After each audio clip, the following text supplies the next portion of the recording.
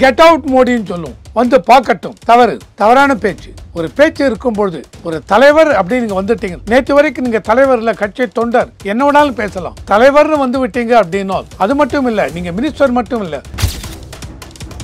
PM மோடியோட ஒரு 30 நிமிஷம் தனியா அவருக்கு இது கொடுத்தார். இதே மோடி கொடுக்க முடியாதுன்னு சொல்லுங்க, அவரை வெயிட் பண்ண சொல்லுங்க. வெயிட் பண்ண வச்சு இன்னைக்கு எங்களுக்கு டைம் இல்ல, அடுத்த வாரம் வர சொல்லுங்க அப்படின்னு சொன்னாலும் என்ன ஆயிருக்கும்? நீங்க மோடியை கம்பல் பண்ண முடியுமா? இங்க வந்து சத்தம் போடலாம். உரிய மரியாதை. நான் பிரதம மந்திரி நீங்க கோ பேக்னு சொல்லிட்டீன்னு வச்சுங்க, கெட் அவுட் சொல்லிட்டீன்னு வச்சுங்க, நான் வெளிப்படுவேன்னா? இப்ப அமித்ஷா உள்ள வந்தாருங்க, இப்போ 2-3 இயர்ஸ் பிஃபோர் கரெக்டா மதிய ராத்திரி 7:15 மணிக்கு லேண்ட் ஆகுது, பவர் போச்சு. மோடி செவரே இருக்கு ஓடி. யாரை பார்த்து ஓடி உழையணுங்க? யாரை பார்த்து ஓடி உழையணும்? நீங்க இன்னி வரைக்கும் பயப்படலாம். இன்னைக்கு இந்த மினிஸ்டர் மேல, ஜெகத் ரட்சக மேல, அன்னைக்கு செந்தில் பாலாஜி மேல, பொன்முடி மேல, நாளைக்கு 10 நாளைக்கு 15 நாளைக்கு முன்னாடி துரைமுருகன் வீட்டுக்கு மேல, இனி எந்த வீட்டு மேல ரைடு வர போறது, யாரை கைது பண்ண போறாங்க, நீங்க பயப்படலாம். மோடிக்கு பயம் இல்லை.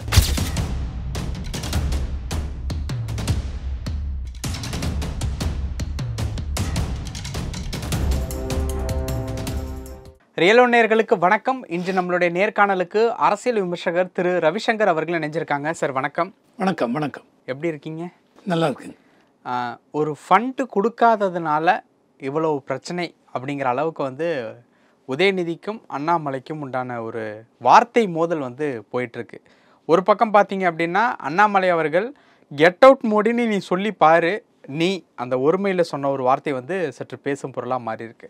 இன்னொரு பக்கம் வந்து வாங்க நான் வீட்டில் தான் இருக்கேன், முடிஞ்சால் அண்ணா சாலை பக்கம் வாங்க அப்படின்ட்டு உதயநிதி அவர்கள் வந்து சொல்லியிருக்காரு.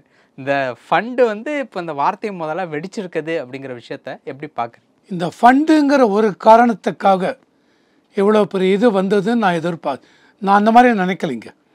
இது உள்ளுக்குள்ள ஒரு அரசியல் கட்சிகளுடைய போட்டி. இந்த இதில் பேசும்பொழுது என்ன பண்ணார் உதயநிதி ஸ்டாலின் என்ன சொல்லியிருக்கார்?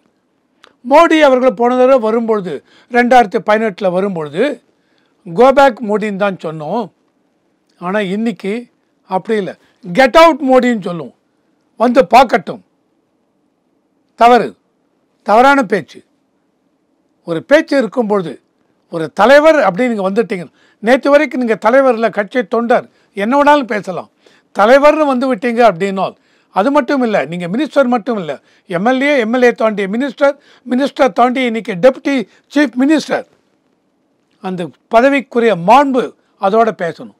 டெல்லிக்கு நீங்கள் போனீங்க, சிஎம் ஸ்டாலின் போனார் இவரை பார்க்கறது. அப்புறம் PM மோடியோட ஒரு 30 நிமிஷம் தனியாக அவருக்கு இது கொடுத்தார். இதே மோடி கொடுக்க முடியாதுன்னு சொல்லுங்க, அவரை வெயிட் பண்ண சொல்லுங்க. வெயிட் பண்ண வச்சு இன்னைக்கு எங்களுக்கு டைம் இல்லை, அடுத்த வாரம் வர சொல்லுங்க அப்படின்னு சொன்னாலும் என்ன ஆயிருக்கும்? நீங்கள் மோடியை கம்பல் பண்ண முடியுமா? இங்கே வந்து சத்தம் போடலாம். அது எப்படி எங்களை இது பண்ணீங்கன்னு. ஆனால் நடந்ததுதான், ஒன்றும் பண்ண முடியாது. ஆனால் அங்கே அந்த மாதிரி பண்ணலை. ஸ்டாலின் அவர்கள் போகிறாங்க, கூப்பிட்டு வச்சு பேசுகிறாங்க. அதுக்கப்புறம் ஒரு 30 நிமிஷம் ஸ்டாலின் தனியாக உரையாடுறார், அதுக்கும் பிரதம மந்திரி கொடுக்குறார். இது தாங்க ஒரு நாட்டுக்கும் அழகு. ஃபெடரலிசம் அப்படின்னால் ஸ்டேட் சென்டர், ஸ்டேட் லீடர்ஸ் அவங்களுக்குரிய மரியாதை, chief minister, cabinet of minister அவங்களுக்குரிய மரியாதை சென்ட்ரல் கவர்மெண்ட்லேயும் இருக்கணும்.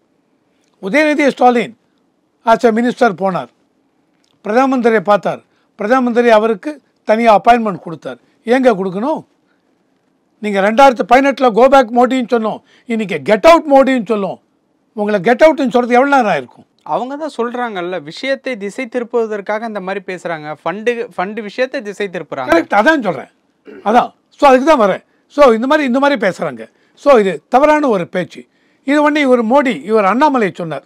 இப்போ சும்மா நீங்கள் சொன்ன மாதிரி ஒருமையில் வார்த்தை வந்து விட்டது. உங்கள் அப்பா தாத்தா இருந்தார், உங்கள் அப்பா இருந்தார், அப்புறம் நீ இப்போ இது தைரியம் இருந்தால் வாடா, ஒரு ஒருமையில் வார்த்தை வந்து விட்டது.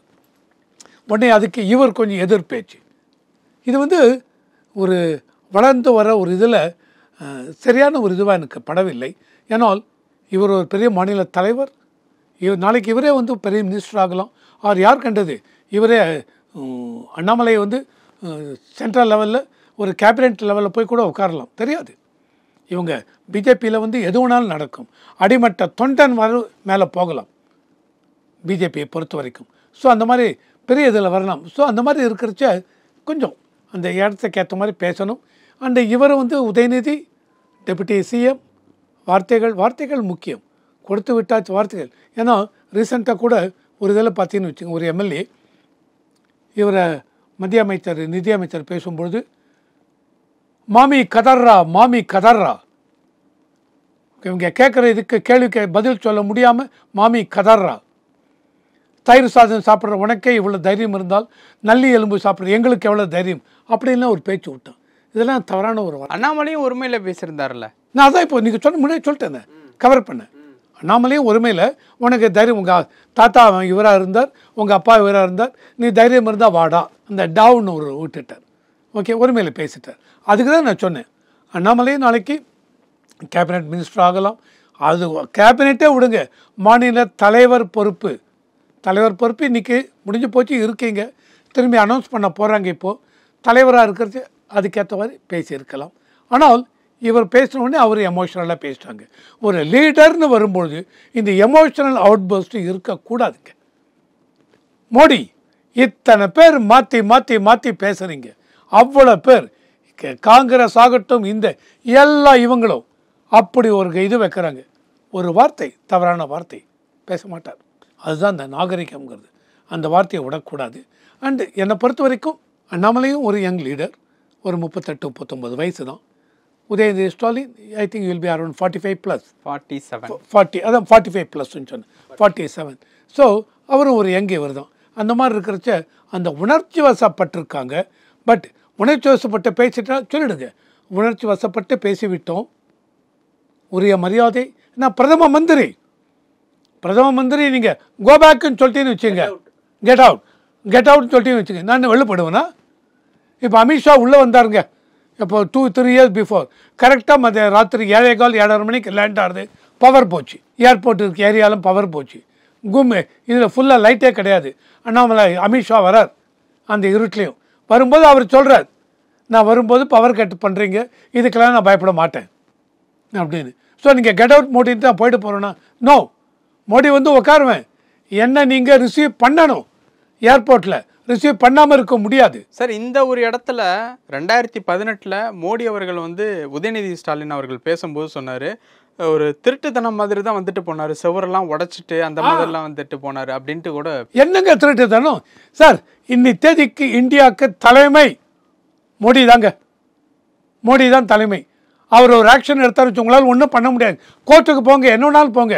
இப்போ ஒரு அந்த நீட் ஒரு இதை உங்களால் என்ன பண்ண முடிஞ்சதா? அந்த நீட்டுக்கு என்ன வாக்குறுதி கொடுத்தீங்க? நாங்கள் வந்தோம்னால் எங்களுக்கு தெரியுங்க அது எப்படி பண்ணணுன்ட்டு. நீட்டை ஒன்றும் இல்லாமல் பண்ணிவிடுறோம். நீங்கள் பண்ண முடியல, 4 வருஷம் முடிய போகிறது, பண்ண முடிஞ்சுதா? இப்போ என்ன சொல்லிட்டீங்க? நாங்கள் அந்த மாதிரி சொல்லவில்லை, நீட்டை பண்ண முடியாதுங்கிறீங்க. ஸோ எல்லாருக்கும் தெரியும், மத்திய அரசாங்கத்திட்ட பவர் இருக்குது. இதை நீட்டு விஷயம் மத்திய அரசாங்கம் மட்டும் இல்லை, சுப்ரீம் கோர்ட் சொல்லிட்டாங்க இதை ஒன்றும் பண்ண முடியாதுன்னு சொல்லிட்டான். ஸோ அப்புறம் எதுக்கு வாக்குறுதி கொடுக்குறீங்க? ஸோ நீங்கள் இஷ்டத்துக்கு சொல்கிறீங்க. அந்த மாதிரி மோடி செவரு எகிரிச்சும் யாரை பார்த்து மோடி ஓடி உழையணுங்க? யாரை பார்த்து ஓடி உழையணும்? நீங்கள் இன்னி வரைக்கும் பயப்படலாம். இன்றைக்கி இந்த மினிஸ்டர் மேலே, ஜெகத் ரட்சகர் மேலே, அன்றைக்கி செந்தில் பாலாஜி மேலே, பொன்முடி மேலே, நாளைக்கு 10 நாளைக்கு 15 நாளைக்கு முன்னாடி துரைமுருகன் வீட்டுக்கு மேலே, இனி எந்த வீட்டு மேலே ரைடு வரப்போகிறது, யாரை கைது பண்ண போகிறாங்க? நீங்கள் பயப்படலாம். மோடிக்கு பயம் இல்லை. மோடி எந்த ஸ்டேட்டை பார்த்து யாரை பார்த்து பயப்படணும்? எந்த செவரு எகிர்குச்சு ஓடலை. சும்மாவது நீங்கள் என்ன பண்ணுறீங்க? இவங்க பேச்செல்லாம் அடிமட்ட தொண்டர்கள் இருக்காங்க இல்லையா, அவங்கள கவருவதற்கு உரிய பேச்சு. பாரு எங்கள் தலைவர் எப்படி பேசிட்டார் பாரியா, என்னமா பேசினார் பாரியா. மோடி செவரை தாண்டி குதிச்சு ஓடுறாரு, பயப்படுறார், கெட் அவுட் மோடின்னு சொல்ல முடியுமா? நாளைக்கு மறுபடியும் இருக்கிற ஃபண்டும் நீங்கள் போய் நிற்கணுங்க. என்னங்க ஃபண்டு? நீ இதை சொல்கிறீங்க, மும்மொழி கொள்கை அது இதுன்னு சொல்கிறீங்க. மும்மொழி கொள்கைக்கு அவங்க என்ன சொல்கிறாங்க? ஸ்டேட் லெவலில் இதை கொண்டு வரணுங்கிறாங்க. கொண்டு வரலையா? நீங்கள் நடத்துகிற ஸ்கூல்லலாம் இருக்கா? மினிஸ்டர்ஸ் பண்ணுறது, நீங்கள் பண்ணுறது, உங்கள் சொந்தக்காரங்க பண்ணுறது, அந்த ஸ்கூல்லலாம் மும்மொழி கொள்கை தானே.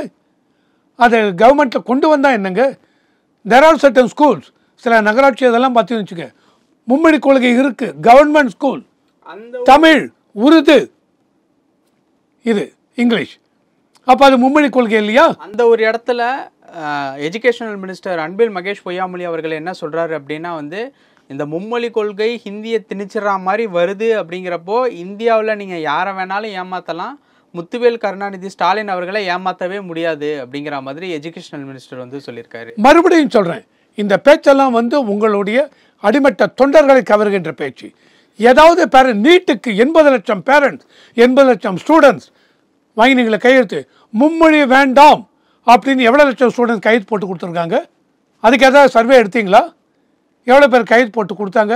ஸ்டூடெண்ட்ஸ் விடுங்க சார், 8வது 5வது 6வது படிக்கிற ஸ்டூடெண்ட்ஸை அவங்க ஒரு சர்வேயும் பண்ண வேண்டாம். பேரண்ட்ஸ் எவ்வளோ பேரண்ட்ஸ் கையெழுத்து போட்டு கொடுத்துருக்காங்க சொல்லுங்கள், மும்மொழி இது வேண்டான்னு. என்னங்க பிரச்சனை? மொழி 4 மொழி 5 மொழி 6 மொழி படிக்கட்டுங்க, என்ன உங்களுக்கு பிரச்சனை? ஹிந்தி வேண்டான்னு சொல்லுங்கள், ஃப்ரெஞ்சு கற்றுக் கொடுங்க. ஹிந்தி தான் வேணும்னு சொல்கிறாங்களா அரசாங்கம்? இல்லை, வேறு ஏதாவது மொழி சொல்லுங்கள், என்ன உங்களுக்கு பிரச்சனை? ஸோ எது எடுத்தாலும் உங்களுடைய இது இல்லை அப்படின்னால் ஹிந்தி, நாங்கள் ஹிந்திக்கு எதிர். ஹிந்தி என்னங்க ஹிந்திக்கு எதிர்? இப்போ ரீசெண்டாக ஒரு இது பார்த்தேன், எந்த அளவுக்கு தமிழ்நாடு ஸ்டேட் கவர்மெண்ட் ஒரு பர்டிகுலர் டிபார்ட்மெண்ட்டில் போட்ட ஒரு இது 22-23க்கு 2022-23 1,20,000 சொச்சம் பேர் ஹிந்தி தமிழ்நாடு ஸ்டேட் ஸ்கூலில் ஸ்டேட் சிலபஸில் படிக்கிறாங்க. ஒரு சப்ஜெக்டாக எடுத்து 2023-24 1,43,000 பேர் என்னமோ அந்த இதில் போட்டிருக்காங்க, படித்தேன் நான். வேணால் அப்புறம் அதே உங்களுக்கு இந்த இன்டர்வியூ போதே காமிக்கிறேன். ஸோ அப்போ எந்த ஸ்டேட் சிலபஸில் ஹிந்தி வச்சுருக்கீங்களா? அப்புறம் இப்போ எதுக்கு இந்த மாதிரி சொல்கிறீங்க? இல்லை அதெல்லாம் பொய்யான ஒரு இது, அந்த மாதிரி சில சோர்ஸே இல்லைன்னா நான் இப்போ பார்க்கணும் அந்த சோர்ஸ் என்னன்னு. ஸோ இப்போ ஸ்டேட்டில் கொடுக்கவே இல்லைன்னா கொடுங்க. நான் இப்போ தான் சொன்னேன், சில ஸ்கூலில் நகராட்சி school controlled by state government 3 மொழி இருக்குது, தமிழ் இருக்குது, உருது இருக்குது, இது இருக்குது. பரவாயில்லையா? அப்போது அங்கே மும்மொழி வந்துருக்கு, உருது கொண்டு வந்திருக்கீங்க, அது பரவாயில்லையா? அப்போ நீங்கள் என்ன சொல்ல, அந்த இவங்க கேட்டாம்பீங்க. அந்த மாதிரி சிலர் கேட்குறாங்க பேரண்ட்ஸு, ஹிந்தி கொண்டாங்கன்னு போடுங்க ஒரு கிளாஸுக்கு. இப்போ நீங்கள் 52% ஸ்கூல்ஸ் தமிழ்நாட்டில் பார்த்தீங்கன்னு வச்சிங்களேன், 35 ஸ்டூடெண்ட்ஸ்க்கு ஒரு டீச்சர் தான் இருக்காங்க, அதுவே அதிகம். அந்த மாதிரி இருந்தேன்னு வச்சுங்க, ஸ்டூடெண்ட்ஸ் மேலே ஃபோக்கஸ் பண்ண முடியாது. இதுதாங்க காரணம். தமிழில் இத்தனை பேர் ஃபெயில் ஆகிறதுக்கு காரணமே இவ்வளோ தான். தமிழ் தாய்மொழி, அந்த தமிழில் இத்தனை பேர் ஃபெயில் ஆகிறாங்கன்னால் ஃபோக்கஸ் பண்ணலை. ஸோ ஸ்டூடெண்ட் டீச்சர்ஸ் ரேஷியோ அதிகமாக இருக்குது, அது கம்மி பண்ணணும். ஸோ நீங்கள் ஒரு ஸ்டூடெண்ட் 20 ஸ்டூடெண்ட்டுக்கு ஒரு டீச்சர், ஒரு 15 ஸ்டூடெண்ட் ஒரு டீச்சர் அப்படின்னு போட்டு வச்சிங்க, அந்த டீச்சரால் ஃபோக்கஸ் பண்ண முடியும். ஃபோக்கஸ்னால் என்ன? நல்லா படிக்கிற பசங்க படிச்சுருவாங்க, சிலர் கொஞ்சம் ஆவரேஜ் ஸ்டூடெண்ட்டாக இருப்பாங்க, அவங்களையும் மேலே கொண்டு வரணும். எப்படி கொண்டு வரணும்? மாற்றி மாற்றி அவங்களுக்கு கோச்சிங் கொடுக்கணும், இது பண்ணணும், எக்ஸாம் வைக்கணும், கொண்டு வரணும் மேலே. அவங்களுக்கு எக்ஸாம் போகிறதுக்கு முன்னாடி கான்ஃபிடென்ஸ் கொடுக்கணும். என்ன எக்ஸாம் கொடுங்க நான் பண்ணுவேன், எதனாலனா இத்தனை டெஸ்ட்டு எழுதியிருக்கேன், எங்கள் டீச்சர் எனக்கு இவ்வளோ டெஸ்ட்டு கொடுத்துருக்காங்க, இவ்வளோ நான் பண்ணியிருக்கேன்னு அந்த தன்னம்பிக்கை. இதை தாங்க நீங்கள் ஸ்கூலில் செய்யணும், இதை தான் மினிஸ்டர் சொல்லணும். எந்தெந்த ஸ்கூலில் இந்த மாதிரி கொண்டு வந்துருக்கு. தமிழில் இத்தனை பேர் எப்படி ஃபெயில் ஆவீங்க? அதுவே விஷயம் இல்லையா? ஸோ மும்மொழி கொள்கை அப்படிங்கிறது, இந்த மும்மொழி கொள்கை இதுதான், இதை டைவர்ட் ஆகி எங்கேயோ போயிட்டுருக்கு. இதில் அப்புறம் என்ன சொல்லிட்டாங்க, நாங்கள் மும்மொழி கொள்கையை ஏற்கவில்லை, அதனால தான் இவங்க எங்களுக்கு ஃபண்ட்ஸை கொடுக்க மாட்டேன், அந்த மாதிரி சொல்லு. நேஷ்னல் எஜுகேஷன் பாலிசி கொண்டு வந்திருக்கோம். இல்லை எல்லா இந்தியாலையும் 5-6 ஸ்டேட்டு தான், இவங்க தான் இதை எடுத்துக்கலை, இந்த நேஷ்னல் எஜுகேஷன் பாலிசியை. மற்ற எல்லோரும் எடுத்திருக்காங்க. அதனால் இவங்களுக்கு நீங்களும் எடுங்க அப்படின்னு சொல்கிறோம். இதில் உங்களுக்கு இந்திங்கிறீங்க. இந்திய பிரச்சார சபா போங்க, நீங்கள் கவர்மெண்ட்டில் கற்றுக் கொடுக்க மாட்டேன்ட்டீங்க. இந்திய பிரச்சார சபாவில் என்றைக்கா போயிருக்கீங்களா? தமிழ்நாட்டில் டி நகரில் இருக்குது, அங்கே போய் பாருங்கள் எவ்வளவு ஸ்டூடெண்ட்ஸ் படிக்கிறாங்க பாருங்கள். பிராத்மிக், மத்தியமா, ராஷ்டிரபாஷா, பிரவேஷிகா, விசாரத், பிரவீன் எவ்வளோ படிக்கிறாங்க பாருங்கள். எப்படி படிக்கிறாங்க? பணம் கட்டி படிக்கிறாங்க பேரண்ட்ஸ். ஸோ அந்த அளவுக்கு மக்கள்கிட்ட விழிப்புணர்வு இருக்குது. மேல்தட்டு மக்கள் மட்டும் இல்லை, அடிமட்ட லெவலில் எல்லாருமே போகிறாங்க. ஹிந்தி முக்கியம், ஒரு லாங்குவேஜ். ஹிந்தி கற்றுக்குறாங்க, ஜாப்பனீஸ் கற்றுக்குறாங்க, ஜெர்மன் கற்றுக்குறாங்க. சார் எதனால் சார்? இதை தாண்டி இன்றைக்கி +2 முடித்தேன், டிகிரி முடிச்சிட்டேங்க, ஒரு டிகிரி முடித்தாச்சு நான் அப்படின்னா என்ன பண்ணலாம்? நான் ஐஏஎஸ் பரீட்சை அப்பியர் ஆகலாம். ஒரு ஏஜ் வந்துடுத்து, எஸ் ஐஏஎஸ் யூபிஎஸ்சி எழுதுகிறேன், ப்ரிலிமினரி எழுதுகிறேன், தென் மெயின் எழுதுகிறேன், படிச்சுட்டேன், பாஸ் பண்ணிவிட்டேன், இன்டர்வியூக்கு போகிறேன், இன்டர்வியூலையும் ஜெயிச்சிட்டேன். எவ்வளோ பேர் தமிழ்நாட்டில் போயிருக்காங்க, ஜெயிச்சிட்டேன், அங்கே போய் ஜாபுக்கு சேர்றேன். ஓ எனக்கு ஹிந்தி தெரியாதுங்க, பேசுங்க, பேங்க்கில் சேர்றீங்க, இன்சூரன்ஸ் கம்பெனியில் சேர்றீங்க, ப்ரைவேட் கம்பெனியில் சேர்றீங்க. நாளைக்கு எங்களுக்கு ஆஃபீஸ் பூனாவில் இருக்குது, when you are transferred, உங்களுக்கு ப்ரமோஷன் கொடுத்து அங்கே அனுப்புகிற போங்க, அங்கே ஹிந்தி தெரியாதுன்னு சொல்லுவீங்களா? அப்போ ஹிந்தி கற்றுப்பீங்களே. ஸோ ஸ்டூடெண்ட்டாக இருக்கிறச்சு உங்களுக்கு கற்றுக் கொடுத்தா என்ன சார்? அந்த நேஷ்னல் எஜுகேஷன் பாலிசி அதில் என்ன பிரச்சனை இருக்குது? சிலபஸில் ஏதாவது பிரச்சனை இருக்கா? சிலபஸ் டஃப்பாக இருக்குன்னா, டஃப்பாக இருந்தால் தப்பு இல்லைங்க. உங்கள் இவன் 10வது படிக்கிறேன்னா அதுக்குரிய முதிர்ச்சி இருக்கணும், 12வது படிக்கிறேன்னா அதுக்குரிய இது இருக்கணும். இதெல்லாம் இருந்தால்தான் நாளைக்கு வந்து உங்கள் பையனை படித்து முடித்து வெளிநாட்டுக்கு போகிறேன், வேறு ஃபர்தராக எஜுகேஷன் படிக்கிறேன், ஒரு ஐஏஎம்மில் சேரறேன் அப்படின்னால் அந்த நாலேஜ் எல்லாத்தையும் படித்து முடிச்சு இது பண்ண முடியாது. ஸோ இதை வந்து இவங்க கண்டிப்பாக இதை திசை திருப்பி இருக்கிறார்கள் அப்படிங்கிறது என்னுடைய. ஓகே, நிறைய விஷயங்கள் பகிர்ந்துக்கிட்டீங்க. நேரத்துக்கு ரொம்ப நன்றி. Thank you very much.